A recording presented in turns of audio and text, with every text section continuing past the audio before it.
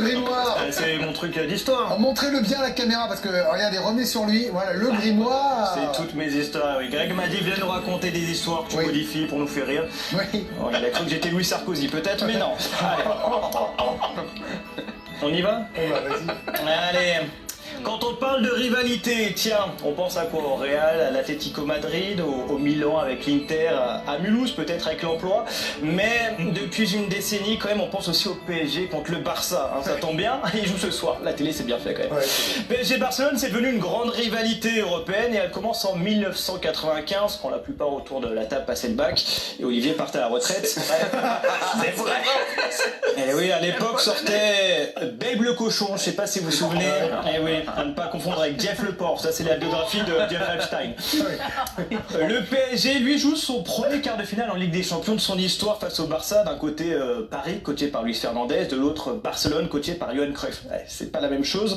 Bon, c'est quand même arrivé en soirée avec une multipla quand ton rival débarque en Porsche. Mais bon, comme disait Paul Walker, c'est pas la voiture qui compte, mais le pilote. Évidemment. Le PSG, lui... C'est pas bien. Non mais on pense à lui. Le PSG va tenir tête tout le match grâce à Georges Weah notamment, mais le vrai sauveur au retour s'appelle James Bond. Non c'est pas vrai, il s'appelle Vincent Guérin. Alors ça fait plus mec qui te sert une andouillette le dimanche matin qu'un sauveur un soir de Ligue des Champions, mais respectez Vincent parce qu'il nous a régalé. Hein. Le match se déroule un partout, un but de chaque côté, et puis Vincent Guérin est lancé dans la profondeur. La défense adverse s'inquiète pas. Hein, la dernière fois qu'on l'a vu tenter quelque chose, c'était cacher sa calvitie. Donc on le laisse avancer. Et là, il va surprendre tout le monde. Frappe de loin, raté magnifique, parfaitement placé. Le gardien est battu. Victoire du PSG qui se qualifie pour les demi-finales pour la première fois de son histoire. Mais les années 2000, c'est le Barça qui va prendre son nom. Eh oui, oui, le Barça va sortir son centre de formation, Xavi, Iniesta ou encore Messi, quand le PSG va sortir Clément Chantôme. Bon, j'adore Clément en plus, un vrai joueur de ballon, mais bon, les trois sortent de la Masia, lui sort plutôt à la limite d'une Dacia. Mais bon, évidemment, le Barça va devenir une place forte en Europe, hein, quand le PSG va avoir un peu plus de mal, mais tout va changer grâce au travail, au dévouement des titis parisiens et à la révolution tactique. Non, je rigole, les Qataris sont arrivés, vont investir des milliards. Mais ça va suffire.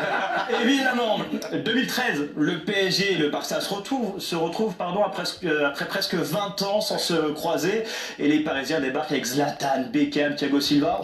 La dernière fois qu'on avait vu quelque chose d'aussi méconnaissable en aussi peu d'années, c'était Michael Jackson. Mais heureusement quand même, à l'image de MJ qui avait gardé sa voix pour être reconnaissable, le PSG avait gardé Christophe Jallet. Voilà. Est-ce que je viens de comparer la plus grande voix de tous les temps à un bon latéral des années 2010? Oui, c'est mon histoire, je m'en fous.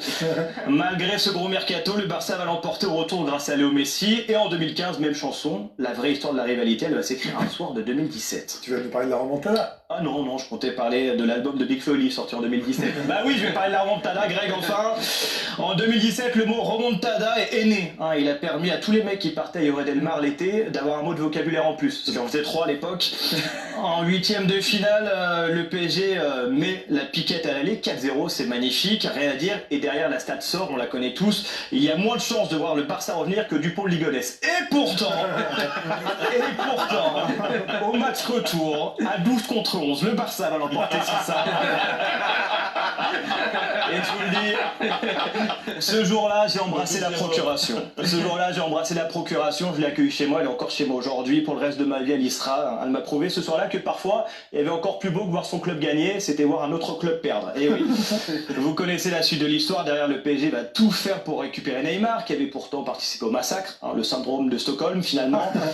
Neymar va devenir un joueur très fiable au poker. Et sans lui, en 2021, parce que blessé, parce que l'anniversaire de sa sœur, vous vous souvenez, le PSG va prendre sa revanche sur le Barça et les éliminer à leur tour en huitième de finale. Depuis, le PSG est passé au-dessus du Barça à l'échelle européenne en l'étape en 2024 et puis en étant champion d'Europe en 2025. Mais ce soir, une nouvelle fois, cette rivalité va ressurgir et je l'espère pour le meilleur ou pour le pire, pourquoi pas. Allez, merci Tom, très beau grimoire, ça.